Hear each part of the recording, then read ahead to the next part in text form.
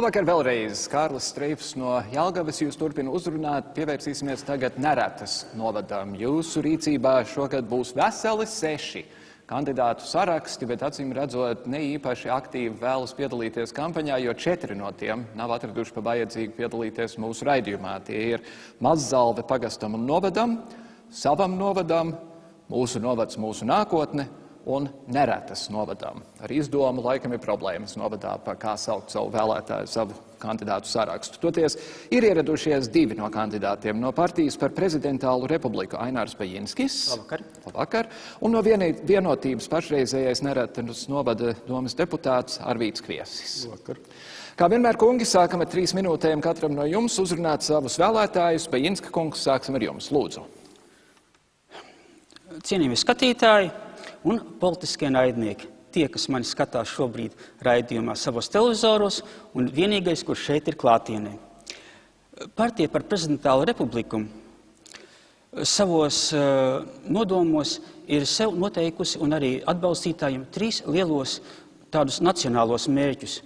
Pirmais no tiem ir tautas vēlēts prezidents, otrais ir ilgspējīgs un ilgstoši plānots valsts budžets un arī tātad ekonomika.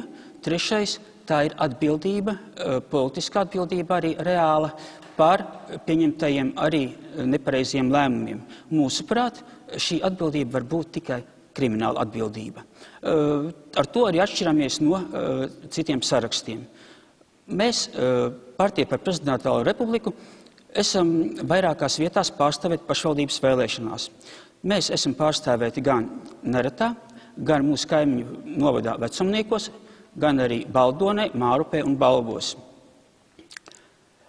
Mēs uzskatām, ka ļoti svarīgi ir nākošai domai pacensties veidot tādu ticību iedzīvotājiem, saviem ievēlotajiem deputātiem, jo šobrīd ar šo ir tomēr novadā problēmas. Ticība, lai būtu šiem ievēlētajiem gan Mazzalves, gan Neretas, gan Pilskalnes, gan Zalves pagastos. Protams, tas viss sākas ar to, ka veidojot sarakstu, mēs izvēlējamies cilvēkus, kuri ļoti ilgi viens otru pazīst. Dažas no šiem saraksta cilvēkiem mēs esam savstarpēji pazīstami vairāk kā 20 gadus, un ne tikai tā labdien, sveiki līmenī, daži zināmi savstarpēji 15 gadus. Tātad no viņu 5. klases. Reāli tas ir jaunsardzes kustībā. Tātad šeit mēs bijām visu laiku kopīgi, gan jaunsardzē, gan pēc tam zemesardzē, un šādā pašā veidā mēs veidojam vienu komandu savam sarakstam novada vēlēšanām. Mēs uzskatām, ka tikai savstarpēji uzticoties gan šai kandidātu komandai, gan arī pārējiem novada iedzīvotājiem šiem kandidātiem var sekmīgs darbs notikt. Būtībā pats svarīgākais, kas ir tas vienojošais novadā, mūsuprāt, ir šie pašvaldības un citu iestāžu sniegtie pakalpojumi novadā un iespēja nonākt līdz šim pakalpojumu sniegšanas vietām novada iedzīvotājiem. Vai tas ir iespējams, šobrīd nevienmēr tā ir. Paldies, ar to mums arī jūs ir jāpārtrauc. Kvieša kungs, lūdzu. Labvakar, cienījamie televīzijas skatītāji. Labvakar, Neretas novada iedzīvotāji Neretā, Mazzalvē, Zalvē un Pilskalnē. Partijas vienotība deputātu kandidāti ir ar lielu pieredzi pašvaldības darbā. Viņi visi ir pierādījuši sevi kā aktīvus un profesionālus darbiniekus sociālā izglītības, finanšu un citās pārvaldes jomās. Mūsu saraksta deputātu kandidāti pārstāv visus novada pagastus. Viņi ir īsti savu novada patrioti. Komandas darbs ir skaidrs un mērķi saprotami, un mums ir stingra apņēmība tos realizēt. 4 iepriekšējie gadi gan pašvaldībā, gan valstī bija krīzes gadi, taču nestoties to mēs esam padarījuši ļoti daudz. Esam realizējuši 23 projektus un piesaistījuši Eiropas Savienības finansējumu 1,63 miljonu latu apmērā. Tā ir milzīga summa mūsu pašvaldībai. Tas ir gandrīz vai vesela gada budžets. Arī kredīta saistība apmērs pret pamatbudžetu ir sasniedzis 10% pieļaujamo 20% vietā, un tas nozīmē, ka mūsu attīstība nav apdraudēta. Arī nākotnē mēs turpināsim realizēt Eiropas Savienības projektus un piesaistīsim naudu novada attīstībai. Mēs zinām savas problēmas, un mēs tās risināsim. Un sāpīgākā no tām ir sakārtot pašvaldības ielas un ceļus, kā arī bezdarba problēma.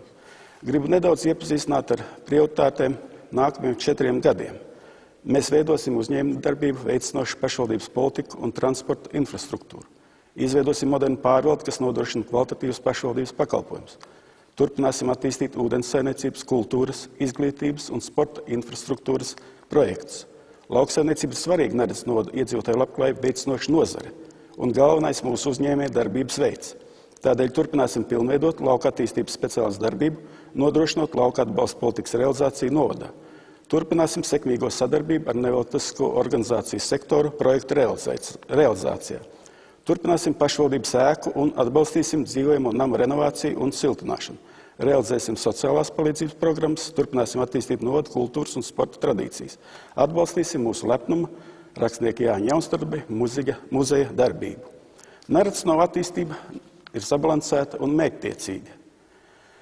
Arī turpmāk mēs realizēsim novada attīstības programmā iekļautos pašvaldības attīstības prioritātes. Mums visiem priekšā ir saspringts darbs un jauni izaicinājumi. Mēs tos pieņemam. Mēs sasniegsim savus mērķus un uzdevumus. Paldies! Paldies jums abiem! Vai jūs abi dzīvojat novadā? Jā. Jā un jā. Labi.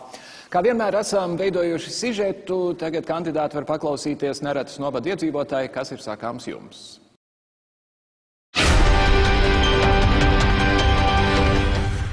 Neretas novada centrs atrodas pašā Lēšmalē, līdz Lietuvas robežai vien 5 kilometri. Lai gan robežas šķērsošana jebkurā vietā bez personu robežu kontrols tiek uzskatīta par priekšrocību, vietējiem tā nodarot materiālos zaudējumus.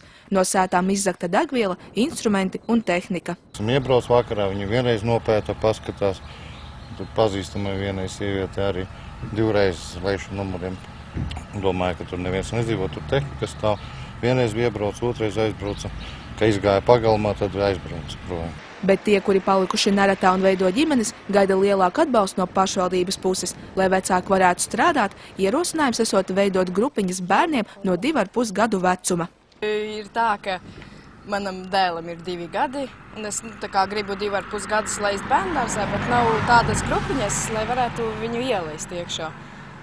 Jo it kā arī meklēju darbu un gribu pastrādāt. Māmiņa bezdarbnieces, un ja man tikai vienīgi ienākami 8 lati mēnesī, kas saka, vismaz no pagasta, lai būtu lielāki. Līdz šim tie 35 lati uz cilvēku, visu mēnesi nevar izdzīvot. Ar to tur lēsiet kaut uz pusē. Gluži kā citur Latvijā, arī Neretas novadam aktuāls jautājums ir darba spēka kustība. Daļa brauc prom, bet tie, kuriem ģimenes saites to neļauj, mēģina nopelnīt strādājot nelegāli un gadījuma darbus, bet joprojām nami un sētas paliekot tukšākas. Bet daudz jau nevar aizbraukt, viņam bērni mazi, viņi jau nevar pamest kaut kur aizklīst. Kā tu vari izdzīvot? Izdzīvot, pabalsta, ciems, ko palīdz, tā kā darbu, tā viens otram palīdzam. Pie saimniekiem vienīgie darbi. Kaut vai uz mājām paskatoties, tur tas dzīvoja, tur tas, tur tukšas stāv. Tādiem žēl ir. Neretas novads atrodas starp 2 centriem – Jēkabpili un Aizkraukli. Pēdējo 10 gadu laikā te slēgta pienotava un nerealizēts iecers par gaļas kombinātu un biogāzes ražotnes attīstību.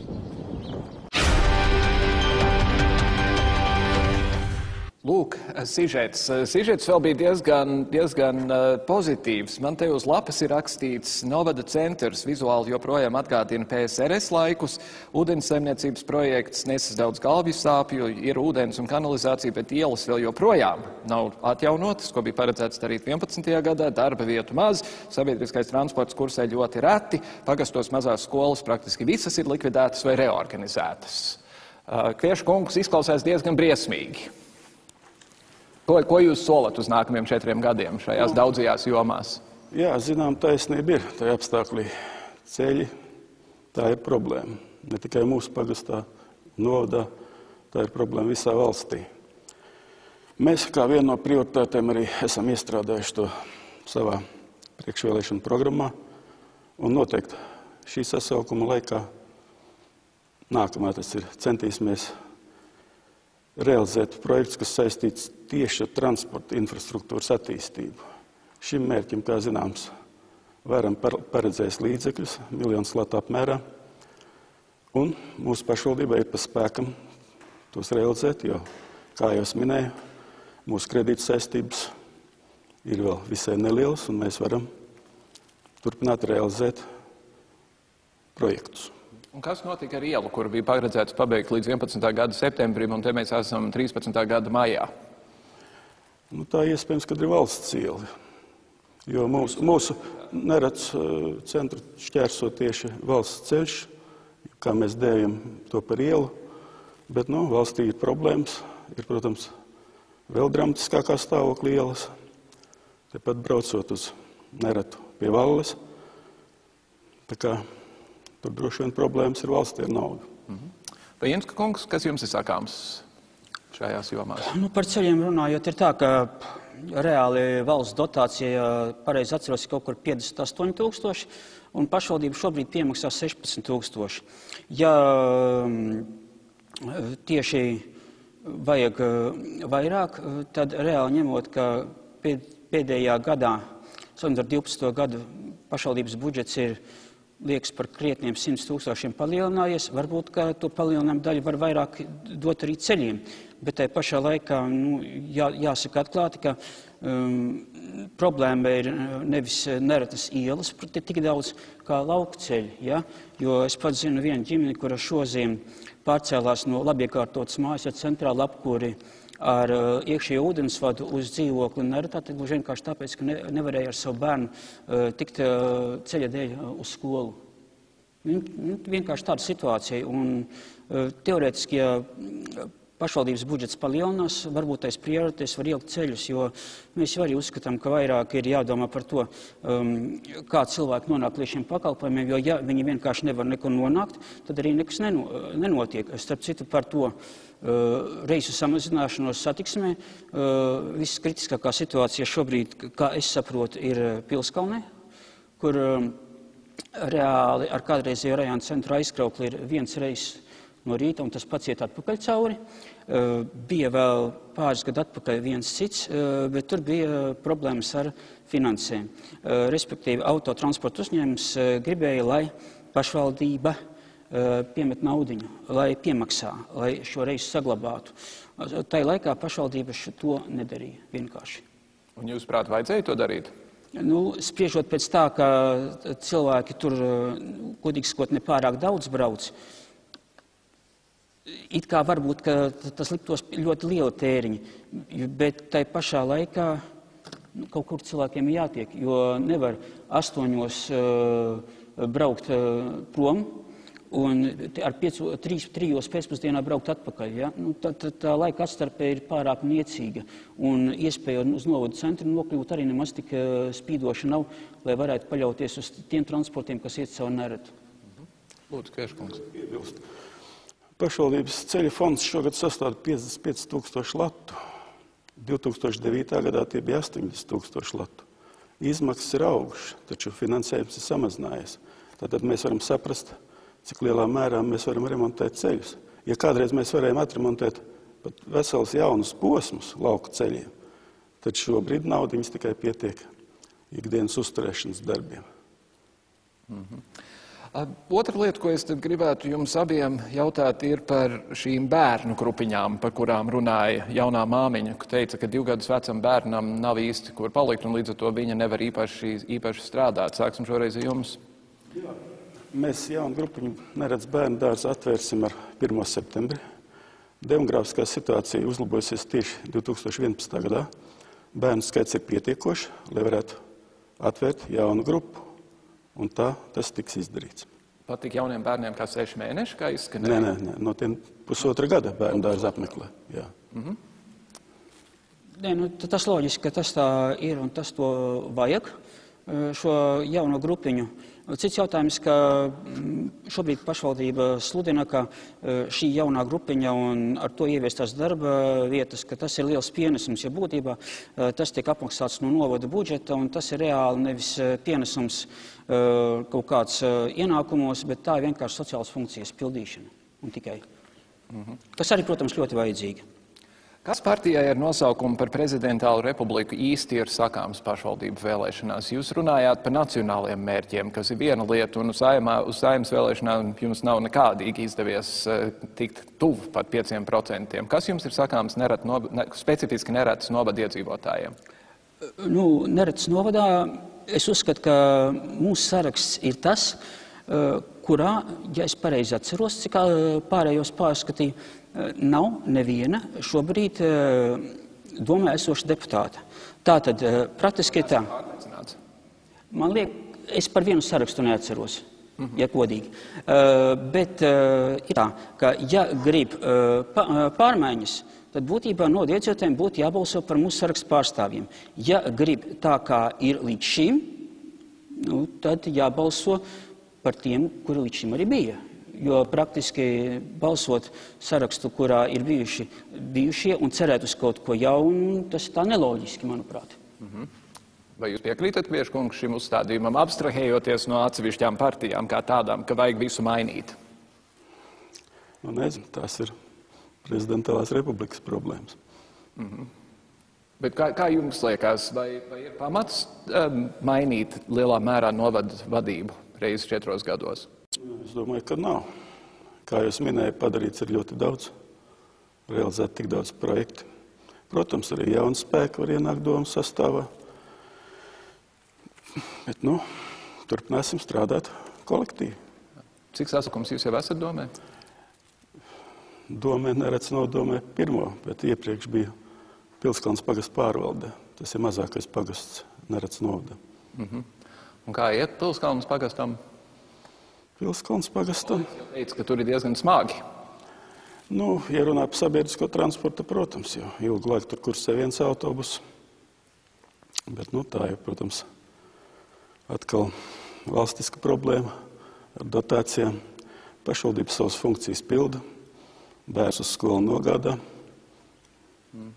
Tad tā. Ko tas nozīmē atrasties tik tuvu Lietuvas robežai? Sižetā ir kā tik dots mājiens, ka lietuvieši nāk un zog visu, kas nav piesietas pie vietas, bet vai kopumā ņemot, tas ir vairāk labi vai slikti?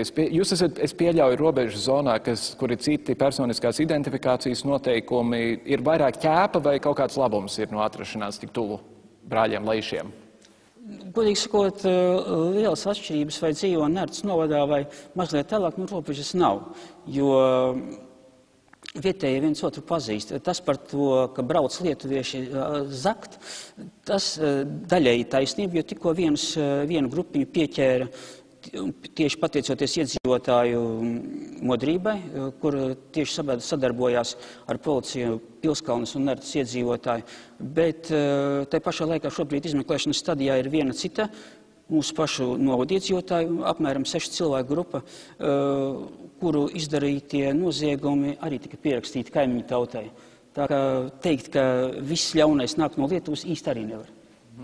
Kvieškungs? Zādzības, protams, tā ir problēma. Šeit vēl nepilnu mēnesi atpakaļ tika noķerti zagļi. Bet es neteikšu, ka tā ir tikai mūsu problēma sakarā to, ka atrodamies tuvu Lietuvas robežai. Arī lietuviešiem acīm redzot problēmas no mums. Bet es domāju, ka tas, kad dzīvot iznāca robežu tūmā, varbūt ir arī pozitīvi. Mūsu cilvēki var aizbraukt uz Lietuvu, iepirkties, apskatīt kādus kultūra vēsturiskus objektus. Lietuvieši atbraukt pie mums. Un draudzīgas saitnes jau vieno arī radniecīgas savā starpā ģimenes Lietuvā un Latvijā. Vai novadam ir kaut kādas konkrētas attiecības ar ekvivalento novadu otrā robežas pusē? Mums ir draudzīgas attiecības ar Rokišku novadu, ja tā varētu teikt, apskatis, un tieši ar Pandeļu Seņu un Niju. Mēs uzturam kultūras sakarus, arī izglītības iestādes ciemojas vien pie otras. Sadarbojamies arī kādreiz tieši šai jomā zagļu tvarstīšanā. Bet tagad tas ir pilnīgi policijas ziņā pārgājis. Tā kā sadarbība mums ir un veiksmīga. Kādā valodā jūs runājat, kad jūs sanākat kopā? Es personīgi lietuviski, jo Jūs protat lietuviešu? pierobežā esmu iemācījies. Jā. Aha, dzīvojat tur. Kā jūs sarunājaties ar lietuviešiem? Minimāli varu 2 augstskolas semestru līmenī, bet reāli runāt plaši nē, protams. Jā. Reāli tā ir krievu valoda, kas ir kopēja abiem. Parasti mēģinām lietuviski tomēr mazliet. Vai pamēģināt arī lietuviski? Jaunatnē jau, protams, angļu saziņu valoda. Arī angļu, protams. Man nav problēma ar angļu valodu, ja jūs vēlaties tā runāt, bet Latvijas televīzijā nedrīkst. Vai mazajiem pagastiem ir kaut kas, ko jūs īsti varat solīt nākamajos 4 gados? Viens vai otrs? Maziem pagastiem mēs solam to pašu, ko lieliem. Jo, kā es teicu, mūsu novada attīstība ir sabalansēta un mērķtiecīga, un mēs infrastruktūras projektus realizējam visos novada pagastos. Es pārfrāzēšu jautājumu. Vai jūsu mazajiem pagastiem ir izredzes nākamajos 4 gados un tālākā nākotnē skatoties? Un to es jautāju diezgan bieži šajā sērijā, jo visur ir centrs un tad ir tie mazie ciematiņi, kas viņam ir apkārt. Mums jānodrošina pakalpojumu sniegšana arī mazajos pagastos, tātad pārvaldes pastāvēs. Kā jums liekas? Reāli ir tā, ka tas, kā dzīvos mazie pagasti konkrēti Neredzes novadā, manuprāt, būs atkarīgs no ievēlētiem deputātiem. Jo, kā es jau sākumā teicu, viss atkarīgs no šīs uzticēšanās, no uzticības. Ja? Un šobrīd tomēr ir mazliet tāda skatīšanās starp mūsu 2 lielajiem centriem novada. Mums tomēr ne tikai viens centrs Neredzes, gan līdzvērtīgs, es domāju, būtībā līdzvērtīgs arī Mazzalve. Ja? Un šie 2 centri skatās viens uz otru tā mazliet kā konkurējoši. Ja ievēlētie deputāti nepļausies šai konkurencei, es domāju, ka tad arī šiem pārējiem pagastiem būs pietiekoši laba dzīve. Skaidrs. Ar to mums arī ir jābeidzas. Atvainojos Ainārs Pejinskis un Arvīts Kviesis. Paldies jums abiem par sarunu un kā vienmēr raidījuma beigās ļoti apolitiski es saku, lai jums visiem beidzas. Paldies! Paldies! Paldies, dāmas un kungi, ka šovakar skatījāties līdz nākamreizei. Visu labu!